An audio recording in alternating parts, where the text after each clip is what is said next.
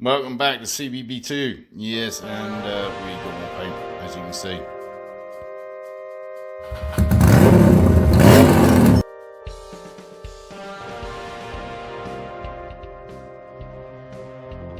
Yes, contrary to last time, O'Reilly's had a can of Chevy Orange, which I fully expected them to the first time around. Anyway, we've kind of given that another coat, see how it goes. Then I suppose we'll be messing around at the rear end of things.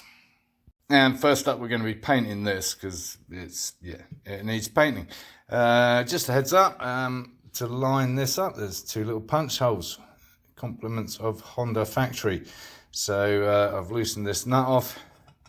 We'll pull that off, spray this up black, and do some finishing on it. As for the wheel itself, as you know, I really don't want to paint it if I don't have to. And the more I look at it, the more I think it just needs a damn good clean-up. I'm not quite sure what to use, but I shall give it a go. We'll get that sprocket off first, because we've got a new one coming. Add it to our collection. And look what else turned up today. Yes, more bloody air filters. I've forgotten I'd ordered these. So I prefer these, actually. They're all black. They're matte black. And these are not. These are silver. So I'll save those for the next project, although they're bound to be the wrong size. Unless, of course, we get yet another Honda CB750. But that would be boring. Well, I went for semi-gloss on this, but I have to say, I would say that's pretty bloody glossy, wouldn't you? Yes, let's go for some matte. Thankfully, I've got some left, because that's very definitely matte. In comparison, I mean, obviously I thought it was semi-gloss, but it ain't. Well, as you can see, those required some hefty leverage. Or, of course, I could have used the breaker bar. Anyway, they're loose now. As suspected, they just need a good clean-up. Yeah. So here's one I did earlier. It's obviously not up to my my friend Mr. Mills's standards, but you can see the difference. And actually, I'm using this stuff, which is supposed to be for interior. Well, I kind of like this stuff. So that's good. We won't have to be painting that. It's almost as laborious cleaning it, especially if we start getting into crevice situations. I don't know if I can be bothered. And this is coming along quite nicely. Yes, we're going to sand down all these fins. Oh, I think that'll look kind of cool. We'll see. There you go, Mr. Mills. Are you impressed? I'll do the bike in a minute. Now, the other question is, of course, whether I mimic the front wheel with one single orange spoke or not. Obviously, these are slightly different. They're not such long spokes, so it'll be a very different effect, but it would match. And that all rather depends on what I feel like when I'm finished cleaning it, honestly. It's a distinct possibility, Mr. Less is more. Because I like getting carried away. Yes, we're removing pennies again.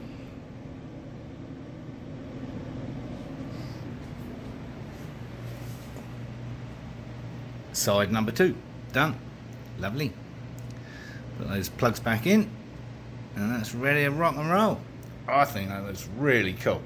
Well, it's not perfect by any means, but it's a damn sight better, and I'm not going to need to paint it. So that's good. Let's do something more exciting. No, not watching paint dry, although obviously I have been keeping my eye on it, and I think it's dry enough.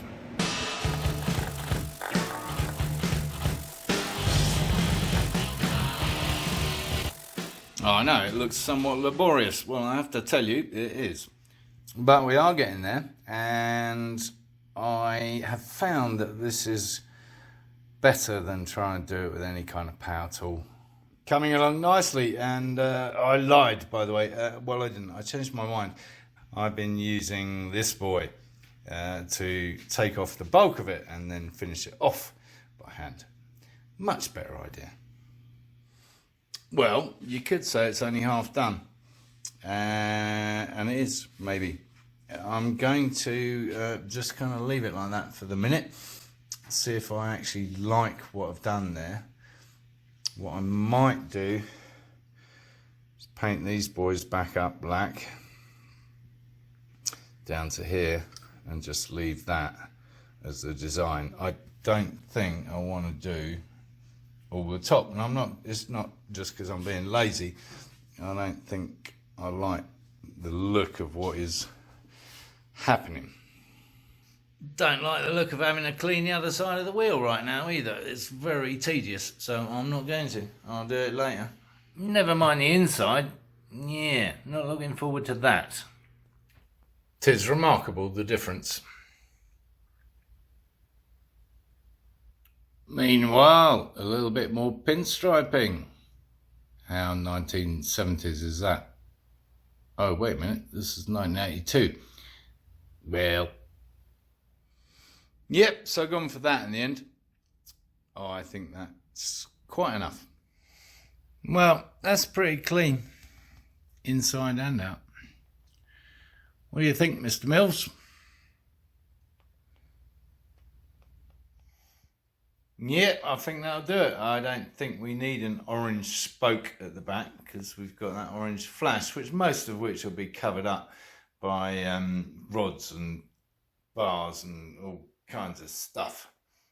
But I think that's more than enough, wouldn't you say, Mr. Less is more than enough? And so it begins, the major masking job. Yeah, so we're just going around the top, getting that top line sealed in nicely.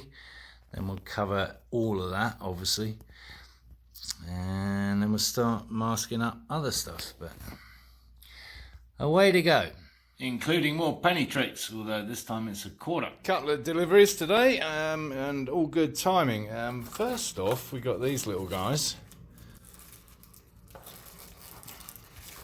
which I think are rather nice. So these are my oil breathers if they fit. I think they're kind of cute.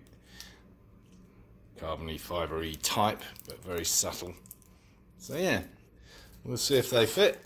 And then second up, everything we need to put the back wheel on. Yeah, new sprockets, new chain. And yeah, as you can see, the new fella is substantially larger and therefore presumably more teeth than the old one, which would explain the 120 teeth versus the 106 that I counted. So hopefully that'll all pan out nicely. That'd be a first, a chain that actually fitted straight out of the box. Well, the front sprocket fits on beautifully. Yeah. Not so much the rear. Yeah, this looks like it's set up for 5 holes, small or large, and you may have noticed we had 4. Yes, 4. Problem. Had 6 on the last one. Well, while we're on a winning streak, losing streak, whatever, let's see if these fit. Perfect. Yeah, rather like that. Don't know about the other side. I think that's a slightly bigger hose. It kind of disappears off down into there. Don't know if there's a clip on it. Well, there was, but luckily it came off with it. And a substantial amount of desert. Well, I think it would fit if it was long enough. That looks big enough to cope with that there. It's just a question of making it long enough. So what we're going to need is a little bit of tube, like a little bit, about the right orifice, and then connect it to a little bit of that pipe, the original pipe. Which is a good job I didn't throw it away. There's a nice straight section there and there that we can cut a bit out of. Bolt that onto the bottom and then that onto the pipe that comes out of here, and then that'll sit just nicely. I think I've got some copper pipe about the right size.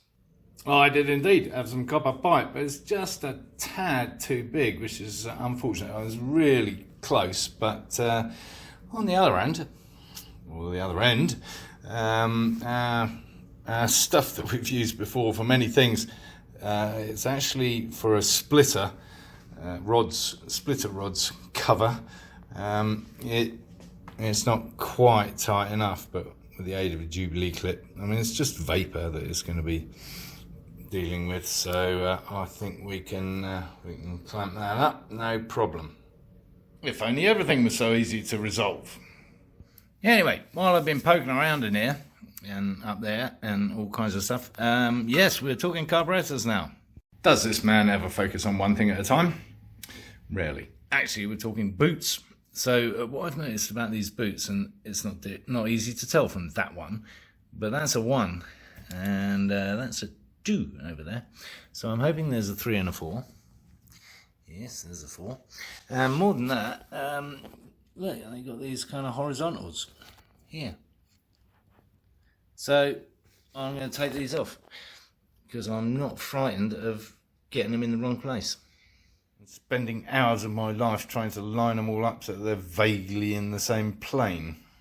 No doubt this will require a variety of tools, just like the first 4 did.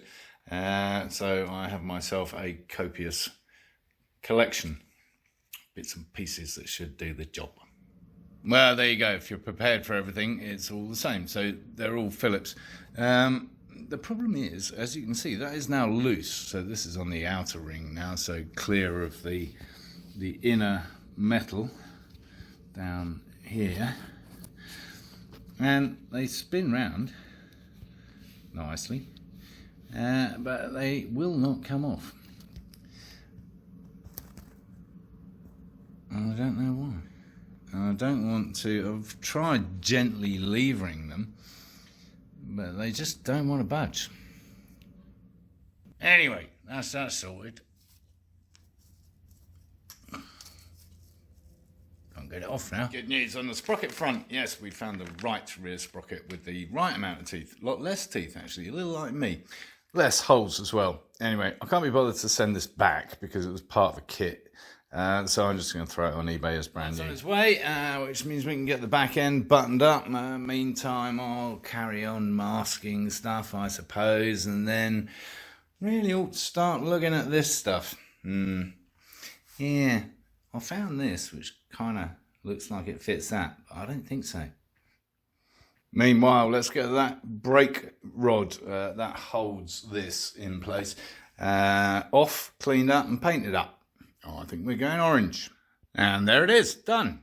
And with that, I shall leave you hanging in the balance. Next time around, we'll be buttoning up the back end, refitting the front sprocket and chain, and hopefully that cover will come in by then. You can tell I'm putting this off, can't you?